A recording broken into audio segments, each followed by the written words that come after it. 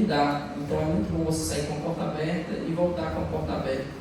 Então que Deus os abençoe. É bom rever alguns rostos aqui, eu não vou falar nomes, vai que eu esqueço de alguém, os irmãos me pegam ali na saída e dá ruim, né?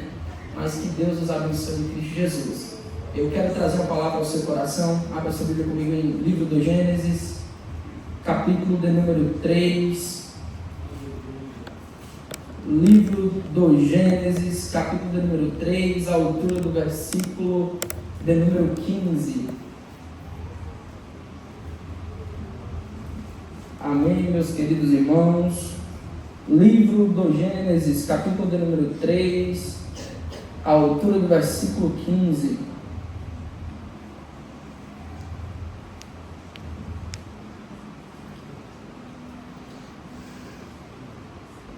Amém? Podemos ler? Diz assim a palavra do Senhor: estabelecerei inimizade entre ti e a mulher, e a tua descendência e o descendente dela, porquanto este te ferirá a cabeça, e tu lhe picarás ou acertarás o calcanhar. Agora, por gentileza, vamos parafrasear o texto. Abra seu Bíblia comigo em João, capítulo de número 19. João, capítulo de número 19, a altura do versículo 17. Amém? Diz assim: e assim, carregando a sua própria cruz, Jesus saiu para um lugar chamado Calvário, ou Gólgota em aramaico, onde o crucificaram, e com ele outros dois, um de cada lado, e Jesus no centro. Então Pilatos mandou escrever uma placa e pregá-la no alto da cruz, com os seguintes dizeres: Jesus Nazareno, o rei dos judeus. Amém? Por gentileza, curva a sua cabeça. Senhor Deus, eterno Pai, nessa noite nós te agradecemos por este culto, te agradecemos pela liberdade que nós temos de adorá-lo, glorificar e exaltar o teu nome. Te pedimos, meu Pai, que o Espírito Santo de Deus fale conosco nessa noite. Espírito Santo, tu tens liberdade aqui. Fala conosco, guia as nossas mentes, os nossos corações. Prepara cada um agora, que todo mal agora possa ser jogado por terra, toda conversa paralela. Prepara as mentes, os corações, e em nome de Jesus, mais uma vez, nos ajude, Senhor, na exposição das tuas santas e sagradas escrituras. Em nome de Jesus, amém. Podem sentar glorificando a Deus. Queridos, é bem notório e sabido por todos os irmãos a dificuldade, o problema hoje que a igreja enfrenta. Não são problemas simplesmente materiais, mas também problemas espirituais. E quando eu digo isso, eu me refiro ao cansaço mental, ao cansaço físico que muitas igrejas hoje enfrentam. Paralelamente a isso, nós vemos Satanás com as suas estratégias, tentando mundanizar com a perspectiva e a desculpa de modernizar, de atualizar. Só que as estratégias de Satanás, elas são vagas e repetitivas. Nós vamos ver isso hoje no livro do Gênesis. Hoje eu gostaria de pregar sobre processo, propósito e promessa. Então, para isso eu queria pedir a sua gentileza de você me dar 20 minutinhos aqui da sua atenção. Eu não vou ser cansativo com vocês. E gostaria de dizer, nós acabamos de ler um livro de João, só que antes de explicar o que nós vemos em João, eu gostaria de lhe explicar um panorama do que é os evangelhos. Hoje nós temos 4 evangelhos, 3 são sinóticos, 3 são semelhantes: Mateus, Marcos, Lucas e João. Em Mateus, Cristo é apresentado como o rei dos judeus, aquele que veio para liderar, com a promessa de ser o Mashiach, o Messias, com a promessa de ser o Cristo, o ungido. Quando nós abrimos o livro de Marcos, nós percebemos que Marcos agora nos apresenta Cristo como servo, aquele que veio para servir, aquele que veio para se doar. Quando nós abrimos no livro de Lucas, nós percebemos que Lucas vai nos apresentar agora como o homem perfeito. Lucas vai nos apresentar agora Cristo como o homem perfeito. E João, agora que nós acabamos de ler, o apóstolo João, ele vai nos apresentar Cristo como o Verbo encarnado. E aqui eu queria a sua atenção. O que é o verbo encarnado? João, capítulo de número 1, versículo 1. Quem é bom de Bíblia me ajuda a administrar. Vai dizer assim: e antes o verbo era Deus. O verbo se fez Deus. Habitou entre os homens e vimos a sua glória. Ou seja, não existe dois deuses, tá? Não existe dois deuses. Então Cristo é Deus na pessoa do Filho. É essa a dificuldade que Paulo tem de explicar isso para a igreja de Colossenses. Então, quando nós entendemos isso, que Cristo é Deus na pessoa do Filho, que Ele é o mesmo Deus dividido em três essências, nós temos a concepção do que é a Trindade. Só que veja, para que Cristo fosse revelado de sendo Deus na pessoa do Filho, nós temos que ir para a revelação do Gênesis e entender. Gênesis capítulo de número 1, a altura do versículo 27 e 28, vai dizer assim: façamos, pois, agora o homem, a nossa imagem e semelhança. O que é isso? Eu sei que você é lindo, eu sei que você é bonito, só que esse texto não significa isso. O que é que significa isso? Deus é justo e santo em sua totalidade, em sua permeabilidade, num grau superlativo. Só que nós não, nós somos imperfeitos, somos falhos. Então o que isso quer dizer? Quer dizer que os atributos de Deus foram colocados no homem de maneira limitada. Então, quando Deus faz o homem a sua imagem, a sua semelhança, Ele o coloca no jardim do Éden. E aqui nós temos o primeiro pecado. E já há de se ressaltar, a título de descontração, que Paulo vai dizer que a mulher pecou primeiro. E aqui nós temos uma grande dificuldade aqui de entender como nós chegamos a isso e por que chegamos a isso. Vamos entender? Tudo bem. Então vamos lá. A história vai dizer que os dois estavam no Éden. A serpente chega para Eva e lhe faz uma proposta. Qual a proposta que ela faz? Você que é bom de Bíblia para me ajudar a ministrar. Come do fruto. Você vai ser o quê? Igual a Deus. Você vai ter o conhecimento de Deus. Então ela faz essa proposta. Só que veja, aqui ela não foi a receptora da mensagem direta. Ela recebeu a mensagem indireta. Quem passou a mensagem para ela foi Adão. Só que veja, o que o texto vai nos dizer? Que tinha uma árvore, a árvore da vida, que levava, que era levada, ou você chegava por ela por meio de um caminho, e que havia os dois que Deus havia colocado ali com um propósito. A história vai dizer que Eva, seduzida e induzida pela serpente, agora, no momento de descuido, ela se deixa levar pela conversa da serpente e ela peca. Então, por gentileza, eu gostaria que você comigo analisasse a narrativa e os fatos. Então, tinha uma árvore, não tinha? Então, ela come do fruto. Então, qual foi a consequência? A consequência foi o quê? Morte. A história vai dizer que após o pecado, Deus manda um anjo com espada flamejante. Para ser mais específico, manda um querubim. O querubim fica à porta da onde se levava ali para a árvore. E agora ninguém tem mais acesso à árvore.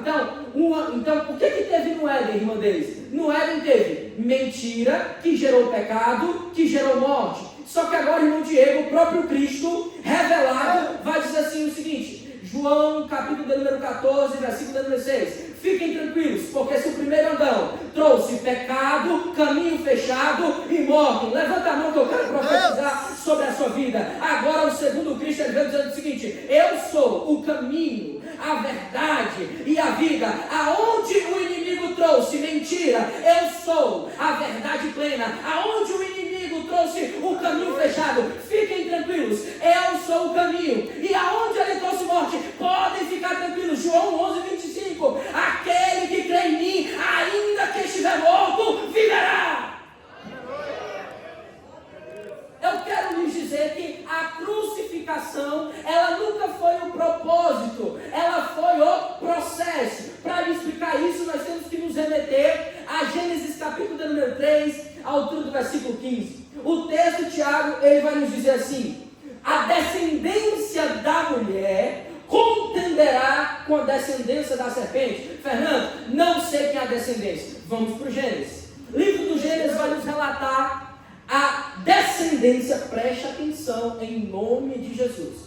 Ele vai nos relatar a descendência de Adão até Noé. Então, Adão gera Sete. Sete gera a Enos, Enos gera a Cainã, Cainã gera a Malalel, Malalel gera a Jared, Jared vai gerar a Enoque. A história vai dizer que Enoque andou com Deus e Deus o tomou para si. Enoque vai gerar a Matusalém, Matusalém vai gerar a Lameque e Lameque vai gerar a Noé. Então, eu lhe falei a descendência de Adão até Noé. Noé vai gerar 3 filhos. Quem é bom de Bíblia? Repita comigo, EBD, Escola Bíblica Dominical. Noé vai gerar 3 filhos, Sem, Cã e Jafé. E a história vai dizer em Gênesis capítulo número 10, a descendência de Sem até Abraão. Eu vou falar aqui, não vou falar porque nós não vamos ter tempo. Só que veja, eu vou lhe provar que Cristo é da descendência de Adão.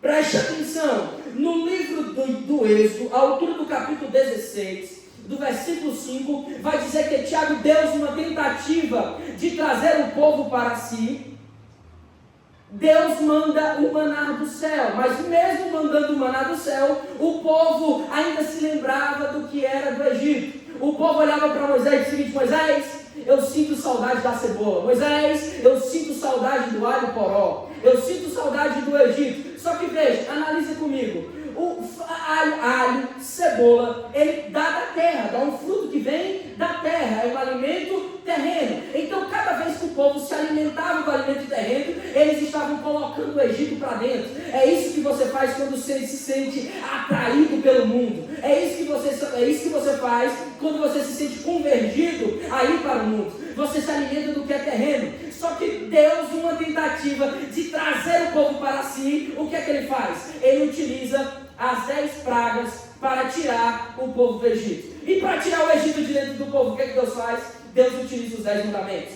Eu vou repetir, senão você não vai entender. Para Deus tirar o povo do Egito, ele utiliza as 10 pragas. Só que para Deus tirar o Egito de dentro do povo, ele utiliza os 10 mandamentos. Só que mais uma vez, na tentativa de dizer o seguinte: olha, vocês não vão ter mais o que é terreno, vocês não vão ter mais aquilo que vai encher vocês do Egito. Agora eu vou mandar maná do céu, uma porção dobrada, toda da sexta para o sábado. E no domingo não vai ter porção, mas no domingo pela manhã ela volta. Só que a história vai dizer que mesmo assim o povo voltou a pecar. Só que eu quero vos trazer uma mensagem. João, capítulo número 6, ao altura do versículo 47, 48 e 49. Jesus, o Cristo, vai dizer agora, Caio: eu sou o pão vivo que desceu da onde? Não, você não pegou porque você não glorificou. Pode tirar a teia de aranha da garganta, você vai glorificar. Jesus vai dizer: eu sou o pão vivo que desceu do céu. Vossos pais comeram o maná e morreram, mas eu sou o pão da vida. Aquele que comer de mim não morrerá, mas viverá eternamente. Só quem tem esse Jesus, levanta a mão e glorifica a Deus. Então vejam, queridos, eu estou mostrando para vocês que conforme se passava a descendência, o povo ia e se distanciava de Deus. Ia e se distanciava de Deus. Quando nós saímos do Egito, agora nós estamos em Moisés, livro de Êxodo, nós vamos pegar o livro totalmente do Pentateuco: Gênesis, Êxodo, Levítico, Números e Deuteronômio. Após isso nós passamos por um livro de Josué, que foi o sucessor de Moisés. Depois de Josué nós vamos aos períodos dos juízes, vamos aos relatos proféticos e históricos dos profetas que se sucederam após eles. Chegamos agora nos livros de Cantares, Salmos e Provérbios. Vamos andar, chegamos nos profetas menores. E antes dos profetas menores, eu gostaria de mencionar um profeta. O nome desse profeta é Isaías. E aqui, nesses 10 minutos, eu queria ministrar o seu coração. Por gentileza, alguém que tem na multimídia, espelha para mim Isaías, capítulo número 22, versículo do número 22. Aleluia, Deus, glorificado seja o teu nome, Pai. Lembra que eu fiz questão de mencionar para você que Jesus era da descendência de Adão? Beleza, vamos lá. E porei a chave da casa de Davi sobre o ombro, e abrirá, e ninguém fechará, e fechará, e ninguém abrirá. Você notou alguma coisa diferente aí? Não notou, porque se você tivesse notado, você tinha glorificado. Chave você guarda onde, Deus? Chave você guarda no bolso, chave você guarda na bolsa. Ninguém guarda a chave no ombro. Só que nós acabamos de ler João, capítulo número 19, que é um homem, por nome de Jesus o Cristo, vindo de Nazaré, nascido numa manjedoura. Ele pega uma chave, e essa chave era a cruz do Calvário. Ele coloca sobre o ombro, e agora estava no meio de 2 ladrões, dizendo: tetelestai, já foi, já é e sempre será consumado. Então esse Cristo da descendência de Adão, o segundo Adão, que a nossa irmã Thalita deu em Romanos, capítulo número 5, aquele que nos garantiu, nos deu a novidade de vida, ele estava pendurado na cruz dizendo, eu sou o Cristo. Então, Fernando, o que acontece aqui? A porta da lei é fechada e Cristo com a cruz abre a porta da eternidade. Não, você não entendeu.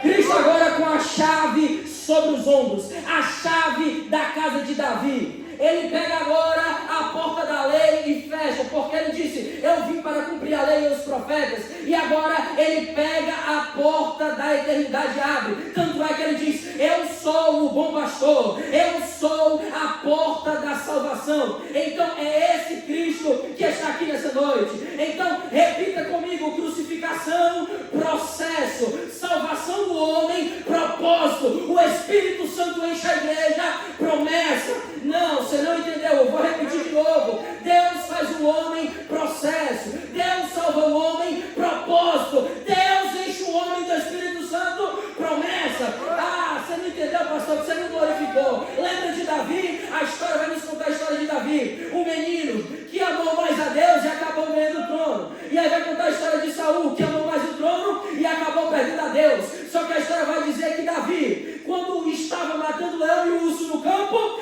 processo. E quando ele é tentado ali por Saul, e Samuel vai na sua casa e derrama um azeite em sua cabeça, propósito. E quando ele se assenta no trono de Israel, promessa. Então Deus escalona para a sua igreja, processo, propósito e promessa. Não, irmãos, eu vou repetir porque os irmãos não estão entendendo. Êxodo capítulo número 25, versículo número 8, vai contar a história do tabernáculo. Deus disse, Moisés, preciso do tabernáculo para descer e ser glorificado e estar perto do meu povo. Moisés tinha um tabernáculo. No tabernáculo tinha átrio, que era o caminho. Tinha um santo, que era onde ficavam os pães da propiciação, e tinha o santo dos santos, que é onde ficava a arca da aliança, e lá dentro tinha as tábuas da lei e a vara de Arão, que floresceu no deserto. Só que o que é que tinha lá? Lá era o santo dos santos, Caio. Então repita comigo, o que é que representa o átrio? O processo. O que é que representa a propiciação? Lá em Romanos 3:23, que Cristo se fez propiciação em nosso lugar, propósito. E o que é que representa o santo dos santos? Promessa, vida eterna. Só quem tem promessa da vida eterna, levanta a mão e glorifica a Deus. Então Cristo deixa bem claro que a crucificação, ela nunca foi o propósito, ela foi o processo. Foi o meio pelo qual Cristo nos acendeu, nos abriu a porta da vida eterna. Só que promessa é essa? Agora nós vamos para o livro de Efésios. Efésios, capítulo número 2, vai dizer no versículo 1. Pois estando nós mortos em nossos delitos e pecados, Ele nos chamou para a novidade de vida. Só que veja, no capítulo número 1, por gentileza, eu gostaria de ler esse versículo com os irmãos. No capítulo número 1, versículo 13, espera pra gente, Efésios 1:13. Isso, preste atenção. 1:13, não é 1:3, 1:13. 1:13. Vamos lá para eu não perder a linha de raciocínio. Em que também vós estáis, depois que ouvistes a palavra da verdade, o evangelho da vossa salvação, e tendo também nele crido, fostes o quê? Selados com o Espírito Santo da promessa. O rei, ele tinha na mão um anel de selar. Então quando ele queria tombar o seu patrimônio, reconhecer alguma coisa como seu patrimônio, ele pegava um anel de selar e selava aquele patrimônio. Então o que é que o Espírito Santo faz? Com o sacrifício da cruz, ele pega a igreja e sela a igreja com o Espírito Santo da promessa, dizendo, é o meu patrimônio, é a eternidade. Levanta a mão que eu quero profetizar sobre a sua vida. Enquanto uns estão lá fora aguardando a condenação eterna, esta igreja, a igreja do Senhor, está aguardando o casamento, as bodas do Cordeiro, para reinar na eternidade.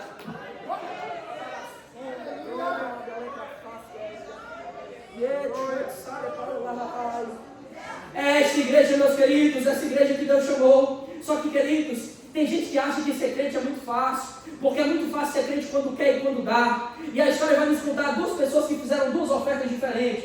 A história vai nos contar a história de Ana e a história de Abraão. A história de Ana, ela vai nos relatar o seguinte, que Ana, de todos os anos, conversava com o sacerdote, porque o texto é bem claro em dizer que ali havia um diálogo. Só que Ana, todos os meses, já disse: Senhor, me dá um filho, porque se o Senhor me der, eu dou ele para o Senhor. O que é isso? É uma oferta voluntária. E olhe para cá, que eu quero ministrar na sua vida, Deus está falando com você. A oferta voluntária é muito bom, sabe por quê? Porque você dá o que está ao seu alcance, você dá o que está no seu bolso. Isso é oferta voluntária. Só que a história vai dizer que Deus pega Abraão. Deus faz um chamado para Abraão lá no capítulo 15 de Gênesis. E quando Deus chama Abraão, diz: Abraão, sai do meio da tua terra, da tua parentela, e vai para a terra que eu te mostrarei. Quando Deus chama Abraão, cara, Deus dá para ele um filho. E o nome do filho era Isaac. E Isaac, o filho da promessa, Deus, num determinado momento, chega para Abraão e diz: Abraão, eu preciso do teu filho. Sobe lá e sacrifica ele para mim. Ele já tinha mais de 99 anos de idade. Era tudo o que ele tinha, ou melhor, se expressando melhor, Deus. Era tudo o que ele tinha. O que é isso? É uma oferta de sacrifício. Só que a história vai dizer, cara, que depois que Ana dá Samuel para Deus, entrega Samuel para Deus, para ele servir no templo, na casa dos levitas, Deus abre a madre de Ana. Ela tem 3 filhos e 2 filhas. Só que o que é que Deus faz com Abraão? E aí nós vemos a descendência, novamente de quem?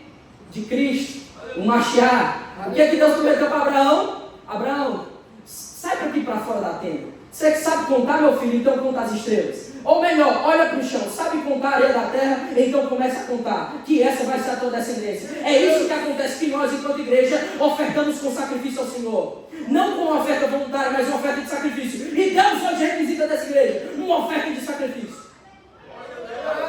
Fernando, e que oferta é essa? Isso é blasfêmia, isso é maré. Abra sua Bíblia comigo em Romanos capítulo número 12, versículo 2. Portanto, sacrificai agora um sacrifício vivo e pessoal a Deus, qual seja o vosso culto racional. Ah, irmão, você não está aqui. Se você tivesse, você estava comigo levantando a mão. Mas eu entendo esse seu silêncio. Esse seu silêncio é o barulho da consciência. Mas vamos lá, vamos continuar, que Deus está falando conosco. Então Deus manda agora nós ofertarmos para ele, Tiago, um culto racional em sacrifício vivo. Ou seja, agora, Lucas capítulo 10 diz o seguinte, que a oferta de sangue, touros e bodes foi extinguida. E agora, qual que é a melhor oferta? A melhor oferta somos nós. A pergunta é, se eu fosse te acusar, te condenar hoje por ser cristão, eu teria argumentos, eu teria provas? Não, mas eu me visto como crente. Eu ando como crente, a minha gravata é de crente, o meu perfume é de crente, o meu linguajar é de crente, o meu me portar é de crente. Deixa eu te contar uma novidade. O diabo não tem medo disso. Ele tem medo da presença de Deus que habita em você. E aqui eu gostaria de ministrar para algumas pessoas que estão feridas essa noite. Quando Cristo nasce, ele vai para onde? Para uma manjedoura. A manjedoura é feita do quê? Prego, martelo e madeira. Quando ele nasce, qual que é o seu ofício, Caio? Carpinteiro. Carpinteiro trabalha com o quê? Com prego, martelo e madeira. Quando ele vai ser crucificado, ele vai para a cruz e faz o quê? Vai para o prego, para o martelo e para a madeira. É isso que eu quero profetizar na sua vida. Que a área que você mais sofre é a área que Deus mais investe. É onde Deus vai te tratar, é onde Deus vai te sarar, é onde Deus vai te abençoar. Então, se tem alguém aqui nessa noite precisando ser sarado e curado, essa palavra é para você.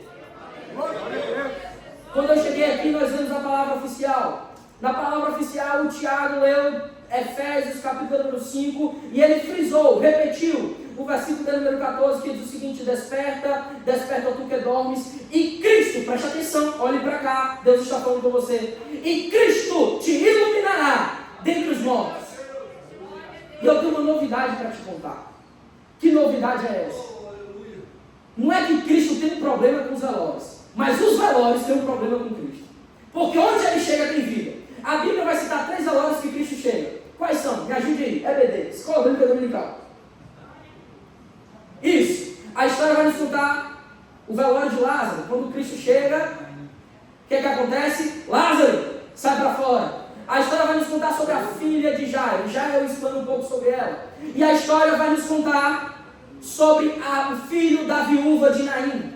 Lucas capítulo 7, versículo 12. Só que veja, olhe para cá, presta atenção. Lázaro já estava no cemitério. O filho da viúva de Naim, irmão Jaziel, estava no caminho, indo para o cemitério. E a filha de Jairo estava morta em casa. Então, meus queridos, eu não sei qual é a área da sua vida que está morta. Se é em casa, se é no caminho, ou se já está lá no cemitério. Mas aquele que crê em Cristo, ainda que estiver morto, viverá. Levante a sua mão que eu quero profetizar sobre a sua vida. Eu profetizo que o teu casamento vai andar, a tua casa vai andar, o teu trabalho vai andar. Eu profetizo vida em nome de Jesus. Pegue a sombra, a camarada, lepra face. Espírito Santo de Deus. Queridos, o tempo é remido. Mas eu quero finalizar trazendo isso ao seu coração. A história vai nos dizer que Jairo sai às pressas. Isso está lá em Marcos, capítulo de número 5, se você quiser acompanhar. A história vai dizer que a sua filha estava doente, Caio, e quando ele sai de casa, a sua filha estava doente, só que no meio do caminho, ele encontra o presidente da sinagoga, e diz o seguinte: olha, tem muita gente para Cristo curar, não vai dar certo. E nesse momento a mulher que sofria há 12 anos com fluxo de sangue, ela é curada. Só que quando ele chega até Cristo, já deram outra notícia para ele: Jairo, a filha que você deixou viver em casa, morreu. Só que eu quero trazer uma palavra ao seu coração, a despeito de tudo que está acontecendo na sua vida. Olhe para cá. Eu não sei a situação que você chegou aqui, meu irmão. Não sei, de verdade. Também não trabalho com bola de cristal para saber. E ninguém sabe o que é que o mundo quer. Então, se está sofrendo, dá um grito, procura o seu pastor. Vale o conselho. Mas eu quero trazer essa palavra ao seu coração. A história vai dizer que Jairo, num ato desesperado, ele procura a Cristo. Agora olhe para cá. Jairo, qual era o costume da época, cara? Era pegar os leprosos, os aleijados, os coxos, os surdos e os mudos. Quando ouvia-se que Cristo ia passar para um lugar, iam lá e colocavam aquelas pessoas à beira do caminho. A exemplo disso, o cego de Jericó foi curado dessa forma. Só que Jairo agiu diferente, e essa é a estratégia que Deus vai dar para muita gente aqui nessa noite. Jairo disse o seguinte: eu carregar a doença até Cristo? Vou não, eu vou pegar o Cristo e vou trazer até a doença. É isso que Deus está falando para a igreja hoje. Não é para pegar a doença e sair carregando por aí não. É para pegar o Cristo e trazer até a doença. Olhe para cá em nome de Jesus, que eu não terminei. A história vai dizer que quando Jairo, ele sai de casa, ele sai sozinho. Mas quando ele volta com Cristo Jesus. Deixa eu lhe dizer, sabe por que não resolveu ainda? Porque você está tentando resolver sozinho. Sabe por que não aconteceu ainda? Porque você está igual a Sansão, querendo resolver na força do braço. Mas eu trago uma palavra hoje a esta igreja, que Jesus está no barco dessa igreja, e é hora de voltar para Ele, porque quando volta para Ele, a vida em nome de Jesus. Queridos irmãos, me dá mais 5 minutos da sua atenção. A história vai nos dizer, e essa palavra para os jovens, eu quero concluir com isso. A história vai dizer que tinha um jovem por nome de Sansão. Quem que já ouviu falar sobre Sansão? Amém. Havia um jovem por nome de Sansão, e Sansão era uma pessoa que tinha um chamado de Deus tremendo. Sabe qual era o problema de Sansão? Ele se acompanhava com quem não devia. Ele andava com quem não devia andar, e aqui nós temos um grande problema. Só que o que acontece com Sansão? Sansão, ele tinha um voto de nazireado. Novamente a beber. O que é isso? Era um voto de castidade. Era o símbolo da comunhão de Deus com ele. E esse símbolo estava no cabelo. Ele não podia cortar a barba, nem o cabelo. Só que, primeiro pega de Sansão, ele andou com quem não devia, jovem.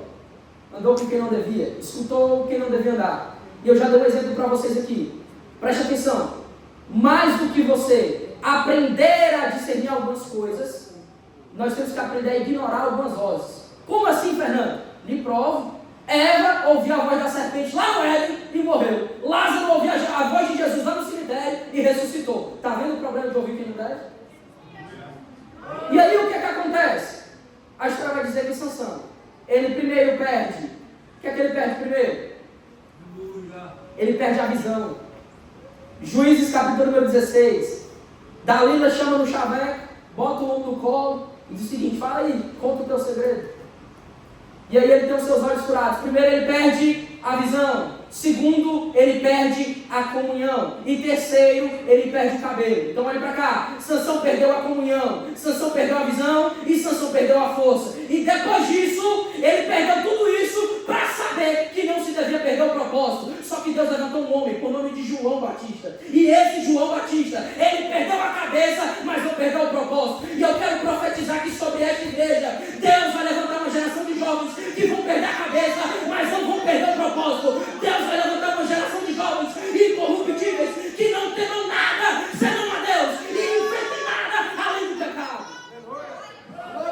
Deus vai levantar sobre essa igreja. Em nome de Jesus. Deus seja louvado. Então, queridos, o propósito de Deus é muito claro para essa igreja: processo, propósito e promessa. E quando nós entendemos isso, nós nos sentimos compungidos e incumbidos de permanecer no propósito. Então, está doendo, eu sei que está doendo. Os espinhos doem, o peso da arca da aliança dói, mas eu quero te fazer um convite.